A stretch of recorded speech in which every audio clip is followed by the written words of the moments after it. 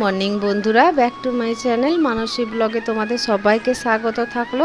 তো আজকে আমি বাবার বাড়িতে আছি। আজকে চলে যেতাম, ভোটের জন্য যেতে পারলাম না। তো রাস্তায় কোথায় মারপিট ফারপিট হবে, তো ওই জন্য গেলাম না আজকে।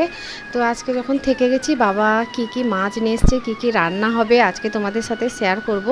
তো এই ব্লগটা আজকে এই দিয়েই শুরু হবে। তো চলো শুরু করা যাক। তো এখন যাচ্ছি পুকুর ঘাটে বসবো বলে। পুকুর ঘাটে বাতাসটা একটু হালকা হচ্ছে। তো যে রোদ উঠেছে, তোমাদের একবার ক্যামেরাটা পেছনে ব্যাক করে দেখাই কি পরিমাণে রোদ উঠিয়েছে। দেখো, দেখতে পাচ্ছ বন্ধুরা কি পরিমাণে রোদটা উঠিয়েছে। বাবা, এত গরমও আজকে দিয়েছে, থাকা যাচ্ছে না। তো আমার বাবার ঘরে মন্দির, এই যে মন্দির হচ্ছে, এখনও অনেক কাজ বাকি আছে। এই মন্দিরটা হচ্ছে। তো আমার মা পুকুর ঘাটে বসে মাছ কাটছে, তোমাদেরকে দেখাই একটু।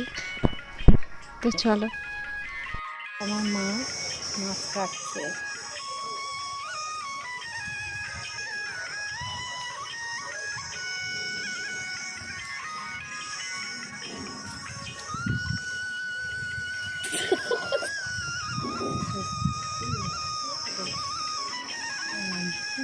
এই ঠান্ডা ঠান্ডা হালকা হালকা বাতাস হচ্ছে।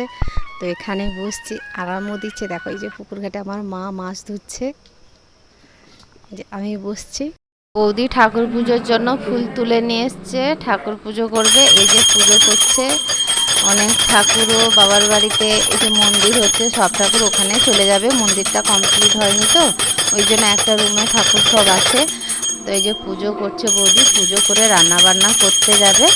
তো এই যে পুজো তো হয়ে গেল, পুজো হয়ে যাওয়ার পরে বৌদি রান্না করবে। বৌদির সাথেও হেল্প করতে হবে, একা বৌদি তো এতটা করে উঠতেও পারবে না, সে তার সাথেও একটু হেল্প করতে হবে।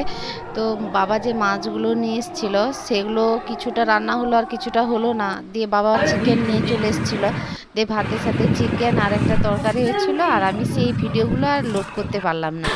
তো না পারার জন্য খাওয়া দাওয়া কমপ্লিট করে এই যে বিকেলবেলা বসছিলাম। বাতাসও উঠিয়েছে প্রচুর।